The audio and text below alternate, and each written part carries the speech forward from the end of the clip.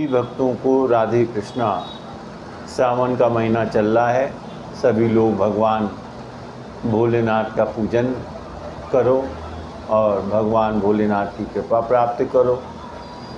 पर भगवत गीता के ज्ञान को अवश्य धारण करो, क्योंकि भगवत गीता का ज्ञान ऐसा ज्ञान है कि जब पार्वती जी ने ज्ञान सुनने की इच्छा जाहिर की तो भगवान भोलेनाथ ने भगवत गीता पार्वती माता को सुनाई।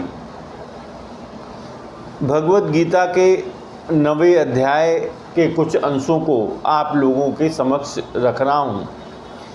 कह रहे हैं, ज्ञान यज्ञेन चाप्यन्ते यजन्तो मामुपासते एकत्वेन पृथक्त्वेन बहुधा विश्वतो मुखम और सततम कीर्तयन्तो माम यतन्तस्य दृढ़व्रता नमस्यन्तस्य माम भक्त्या नित्य युक्ता उपासते। दृढ़ निश्चय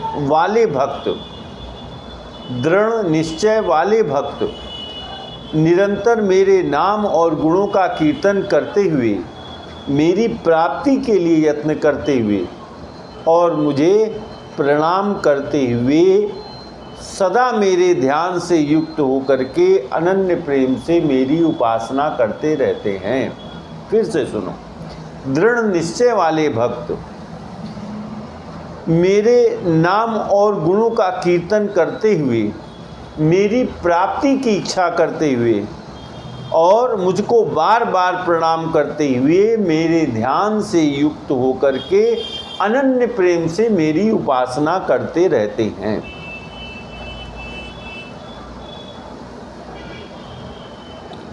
जो ऐसे भक्तजन हैं वे मुझको ही संपूर्ण क्रियाओं में देखते हैं। वे देखते हैं, अहम कृतुरहम यज्ञा सुदाहम हमौषधम मंत्रोहम हमें वाज्यम अहम अग्निरहम हुतम, कि मैं ही करने वाला हूँ, मैं ही यज्ञ हूँ, मैं ही स्वधा हूँ और मैं ही मंत्र हूँ, मैं ही औषधि हूँ, मैं ही घृत हूँ और मैं ही अग्नि हूँ और हवन रूप क्रिया भी मैं ही हूँ। वे दृढ़ निश्चय वाले भक्त ऐसा समझते हैं, इस कारण से उनका चिंतन निरंतर मेरे प्रति होता रहता है। और वास्तव में तो मैं संपूर्ण जगत को धारण करने वाला हूँ, उनका पालन करने वाला हूँ, कर्मों का फल देने वाला हूँ, पिता और माता पितामह भी मैं ही हूँ, जानने योग्य मैं ही हूँ, पवित्र ओंकार भी मैं हूँ, ऋग्वेद सामवेद और यजुर्वेद भी मैं ही हूँ, और प्राप्त होने योग्य जो परम धाम है वो भी मैं ही हूँ। आज भगवत गीता के 9वें अध्याय के इन अंशों को आप लोग अवश्य सुने। इस सावन के महीने में इस ज्ञान को धारण करें।